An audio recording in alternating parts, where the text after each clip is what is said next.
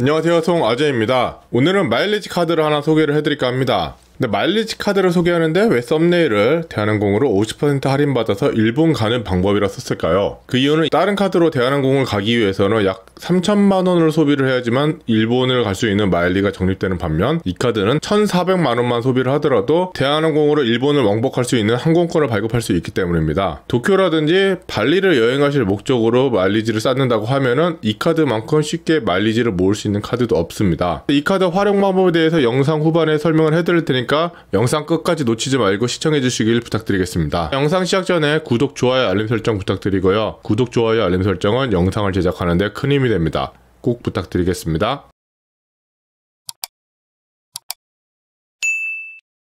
자, 오늘 소개해드릴 카드는 마일 1.6 대한항공 하나카드, 마일 1.6 아시아나 하나카드입니다. 이 카드는 카드 서비스가 거의 동일하기 때문에 마일 1.6 대한항공을 기준으로 설명을 드릴 거고요. 국내 이용금액 1,500원당 1.6 하나마일을 적립을 해주고요. 매달 영하 4,000원을 할인받을 수가 있고 스타벅스에서도 매달 4,000원을 할인받을 수 있는 서비스를 제공하는 카드입니다. 연회비가 45,000원이 된다 하더라도 스타벅스 서비스만 1년 동안 받을 수 있다고 하면은 48,000원어치 혜택을 받을 수 있기 때문에 스타벅스를 자주 이용하시는 분들이라고 하면은 카드 연회비는 크게 부담이 없을 거라 생각을 하고 있고요. 보통 마일리지 카드가 공항 라운지라든지 아니면 공항에서 커피 무료 서비스를 제공하기 때문에 해외를 나가실 일이 없다고 하면은 서비스를 받기 힘든 반면 이 카드는 우리 주변에서 쉽게 혜택을 받을 수 있는 영화라든지 스타벅스 할인 혜택을 제공하고 있기 때문에 실질적으로 이용할 수 있는 혜택을 제공해서 연회비를 상쇄할 수 있는 효과를 가지고 있다는 것도 한번 참고하시면 좋을 것 같습니다. 자, 이 카드 특징 아까 말씀드렸듯이 국내에서 1,500원당 1.6 하나마일을 적립을 해주고 있고요. 해외에서 1,500원당 1.8 하나마일을 제공을 하고 있습니다. 해외에서 추가로 적립할 수 있는 하나마일은 1,000 하나마일까지인데 1,000 하나마일을 모으기 위해서는 86만 6천원만 사용해도 1,000 하나마일이 모이게 되거든요. 해외 이용에 따른 적립 혜택도 작을 뿐더러 적립을 해주는 한도도 상당히 작기 때문에 해외 이용에 대해서는 추천을 드리기 어렵고요. 그리고 참 이게 거지 같은 게 하나마일 적립 때 1,500원 미만으로 사용한 금액은 절삭을 해버립니다. 따라서 편의점 같은 데서 1,500원 미만으로 결제할 금액은 절대 이 카드를 결제를 하시면 안 되고요. 타카드 같은 경우에는 전체 결제 금액에서 기준 금액으로 나눠서 마일리지 적립해주는 카드도 있는데 이 카드는 건별로 절삭을 해서 마일리지를 적립하기 때문에 이 부분을 좀 고려를 하셔야 될 것 같습니다. 그리고 적립 대상에서 제외되는 이용 금액도 상당히 많은데 상품권은 일단 당연히 안 되고요. 그뿐만 아니라 공과금, 수도 전기요금, 아파트 관리비, 도시가스 요금, 그리고 국민연금, 고용보험료, 산재보험료, 건강보험료 등 좀 목돈이 결제될 부분에 대해서는 적립이 되지 않기 때문에 순수 본인이 사용하는 결제 금액에 대해서만 적립이 된다는 거 참고하셔야 될 것 같고요. 이 카드 같은 경우에는 바로 대한항공이라든지 아시아나 항공 마일리지로 적립을 한 게 아니라 하나 마일로 적립을 한 다음에 본인이 마일리지 변환을 항공사를 선택해서 전환하는 방식입니다. 적립한 하나 마일의 유효기간은 5년이고요.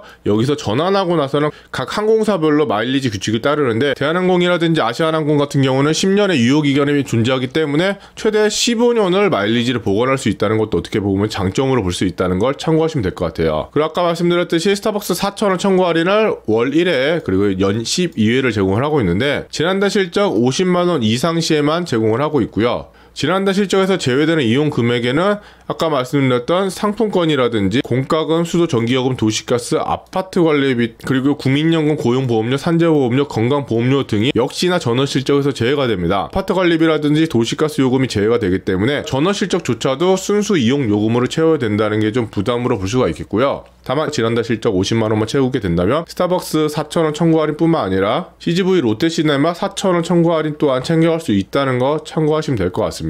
그리고 이건 혜택이라고 볼 수 있을지 모르겠는데 적립한 하나마일에 대해서 결제대금 차감이 가능합니다. 1 하나마일을 11원으로 쳐서 결제대금을 차감을 하게 되는데 결제대금 차감한 걸 할인율로 따지게 되면 1.173%가 되거든요. 참고로 제가 현대카드 제로 에디션 2 할인율에 대해서 한번 계산해 본 적이 있는데 대충 한 1.1%에서 3%대 할인율을 보여주고 있습니다. 할인 카드로 따져서도 제가 볼 때 그렇게 나쁘지 않다고 보고 있고요. 그런데 어차피 이 카드는 마일리지 적립을 해야 되기 때문에 이 혜택에 대해서는 크게 고려를 안 하셔도 될 것 같습니다. 그래서 이 카드의 특징이라고 하면 하나마일로 적립된 거를 다시 각 항공사별 마일리지로 전환할 수 있다는 겁니다. 마일 1.6 대한항공 카드는 1대1 비율로 대한항공 마일리지로 전환하게 되고요. 마일 1.6 아시아나카드 같은 경우에는 1대1.2 비율로 아시아나 마일리지로 전환을 하게 됩니다. 대한항공 카드는 대한항공으로만 전환이 되고요. 아시아나카드는 아시아나항공으로 전환이 되지만 나머지 외항사라든지 힐튼 아너나 하나머니로는 두 카드 모두 변환이 가능하고요. 자, 오늘 소개해드릴 혜택에 대해서는 이 델타항공에 대해서 좀 관심을 가질 필요가 있습니다. 델타항공은 1대1 비율로 델타 마일리지로 변환이 가능한데요. 이 델타항공은 대한항공과 같이 스카이팀으로 묶여 있는데요. 따라서 우리가 예약을 했을 때 공동취향으로 해서 델타항공으로 예약을 했지만 대한항공을 탑승하는 일이 벌어질 수가 있습니다. 마일리지 공제 기준도 차이가 있는데요. 델타항공이 장거리 쪽에서는 마일리지를 많이 공제하는 반면에 단거리 구간에서는 대한항공에 비해서 마일리지 공제율이 상당히 낮습니다. 그래서 델타항공으로 마일리지를 변환하게 되면 일본을 상당히 저렴하게 갈 수가 있게 되는데, 대한항공하고 델타항공하고 마일리지 공제율을 비교를 하면은 동북아시아에서 일본 나리타, 하네다, 오사카는 델타항공은 15,000 마일리지만 공제하는 반면에 대한항공은 3,000 마일리지나 공제를 하게 됩니다. 델타항공에서 비즈니스석을 마일리지로 공제하기 위해서는 이코노미석의 2배의 마일리지를 공제하는데요. 워낙 일본 쪽에서 마일리지 공제가 작기 때문에 3만 마일리지나 공제를 하지만 대한항공 마일리지 공제율인 45,000보다도 훨씬 작게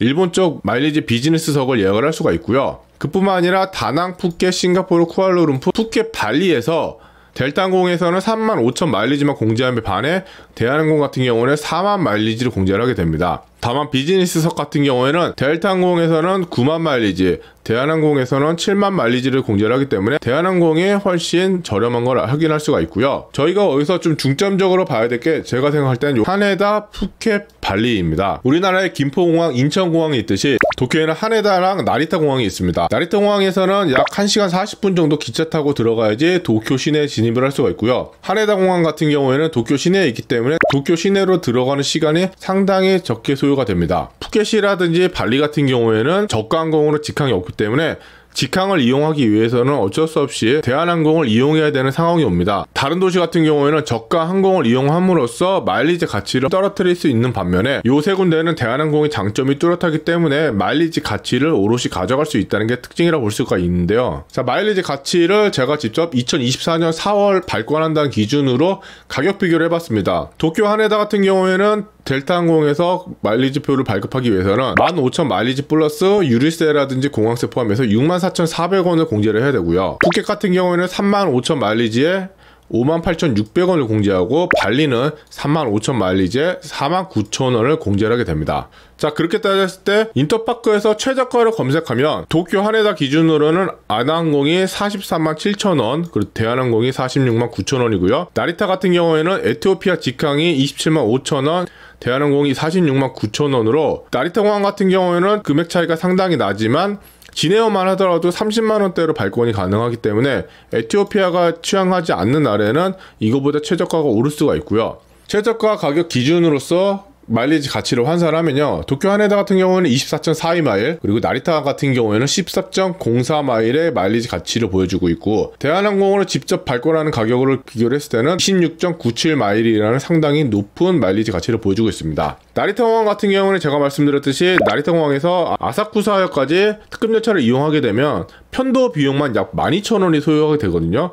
왕복 비용이 24,000원을 소요할 뿐만 아니라 배차 간격 40분이나 되고 소요기간이 1시간 20분이기 때문에 대략 한 1시간 40분 정도는 소비한다고 보셔야 돼요. 왕복 3시간을 여행 일정에서 낭비를 하면서 추가적으로 24,000원이 들어간다는 걸 고려하셔야겠고요. 공항버스 이용하실 경우엔 더 비싸죠. 편도 27,000원에서 36,000원을 소요하게 되기 때문에 나리타 공항으로 가시는 분들은 요거를 많이 좀 고민을 하셔야 돼요. 나리타랑 하네다랑 약 10만원 정도 비용 차이가 난다고 하면은 저는 하네다 공항으로 가시는 걸 정말 추천을 드리고요. 그러한 점에서 대한항공을 타고서 하네다 공항 간다는 거는 충분히 마일리지 값어치를 한다고 보고 있고요. 푸켓 같은 경우에는 최저가가 629,000원, 그리고 대한항공이 649,000원이 나왔죠. 대한항공은 직항임에 반해서 최저가는 말레이시아 항공으로 경유하게 돼요. 시간이 훨씬 많이 소비가 됨에도 가격 차이도 별로 없고, 마일리지 가치는 최저가 기준 16.3마일, 대한항공은 16.86마일을 소비하게 됩니다. 푸켓 같은 경우에는 마일리지로 아시아나 항공으로는 푸켓이 발권이 안 되거든요. 그렇기 때문에 마일리지로 푸켓을 고려하시는 분들이라고 하면은 델타 항공을 이용해서 출항하시면 또 메리트가 있다고 보고 있고요. 발리 같은 경우가 최대 효율을 볼 수가 있는데, 발리는 똑같이 35,000 마일리지를 소비하는데 공항세라든지 유류세가 49,000원 밖에 수용되지 않고요. 최저가 캐세이 퍼시픽이 61만 2,800원, 대한항공 같은 경우에는 104만 8,300원을 소비하게 되는데, 최저가 기준으로는 16.1마일이지만 대한항공 기준으로는 28.5마일이라는 어마무시한 마일리지 가치를 보여주고 있습니다. 보통 28마일 정도의 값어치를 보여주기 위해서는 비즈니스석을 타야지만 볼 수 있는 가치거든요. 따라서 본인이 많이 모을 수 있다면 델타항공으로 발리를 노려보시는 것도 좋을 것 같고요. 그리고 여기 보시는 다 4개 취향 노선은 모두 대한항공으로 직항을 갈 수 있는 노선에 대한 마일리지 공제 및 유류세입니다. 모두 대한항공을 탈 수가 있고요. 물론 다른 항공을 통해서 경유로 갈 수 있기 때문에 타도시를 여행하고 싶다고 하면은 레이오버를 통해서 타도시를 들리는 것도 나쁘지 않을 거라고 보고 있고요. 이러한 마일리지 가치를 기준으로 각 카드의 실질적인 적립률에 대해서 파악을 해보면은, 적립한 마일리지로 도쿄 하네다를 발권을 하셨다면 사용한 금액의 2.88%를 적립을 하신다고 보면 되고요. 발리를 발권하셨다고 하면은 사용한 금액의 3.05%를 적립을 하신다고 보면 돼요. 적립 금액 제한 없는 무제한 적립 카드 중에서 이러한 적립률을 보여주는 카드는 없거든요. 또한 도쿄를 여행하고 싶다고 하면은 하나마일 카드로 1,400만원만 쓰신다고 하더라도 도쿄 하네다를 여행을 갈 수가 있습니다. 아시아나라든지 대한항공에서 일본 마일리지 공제율이 3만 마일리지이기 때문에 1,000원당 1마일 적립해주는 카드를 기준으로 마일리지를 모은다고 하면은 3,000만원을 모아야지만 일본을 갈 수가 있거든요. 그런데 이 카드는 거의 3,000만원을 모으면은 발리를 여행을 갈 수가 있습니다. 그래서 카드 소비가 많으신 분이라고 하면은 발리를 노리시고 마일리지를 모으셔도 될 것 같고요. 소비가 크지 않으신 분이라고 하면은 1,400만원만 모으셔서 도쿄로 여행 가시는 것도 좋을 것 같거든요. 현실적으로 마일리지를 모아서 여행 가기에 좋은 카드가 하나마일 1.6 카드가 아닐까 생각을 하고 있어요. 또한 이 카드가 아멕스 계열이기 때문에 아멕스 계열 카드가 올해 혜택이 100미당에서 아이스크림을 2번 먹을 수가 있어요. 모든 아멕스 카드 가지신 분들이 해당이 되니까 잊지 말고 챙겨가시면 좋을 것 같고요. 당연히 하나마일 1.6 카드 발급하신 분들도 이 혜택을 챙겨갈 수 있다는 거 알고 가시면 될 것 같습니다. 자, 오늘은 하나마일 1.6을 통해서 15,000원 마일리지로 일본을 가는 방법에 대해서 소개를 해드렸습니다. 저는 마일리지를 모아서 여행을 갈 수 있는 현실적인 방법의 가장 첫 번째는 마일리지 혜택을 많이 주는 신규 카드 발급 이벤트를 통해서 마일리지를 적립하는 게 가장 빠르고요. 진짜 순수하게 카드 사용으로 마일리지를 모으고 싶다고 하면은 이 카드를 통해서 델타항공 마일리지를 모아서 일본이라든지 발리 같은 데 여행을 가시는 것도 좋을 것 같습니다. 제가 알기로 국내에서 델타 마일리지로 변환 가능한 카드가 이 카드랑 현대 아멕스 센츄리온 시리즈밖에 없는 걸로 알고 있어요. 아멕스 센츄리온 시리즈도 그린카드라든지 골드카드는 적립률이 그렇게 높지 않기 때문에 델타항공으로 여행을 목적으로 하신다면 하나카드가 정답이라 생각을 하고 있으니까 이 카드 한번 진지하게 고민해 보시는 것도 좋을 것 같습니다. 자, 긴 영상 함께 해주셔서 감사하고요. 오늘 영상이 조금이라도 도움이 되셨다면 구독, 좋아요, 알림 설정 꼭 부탁드리겠습니다. 감사합니다.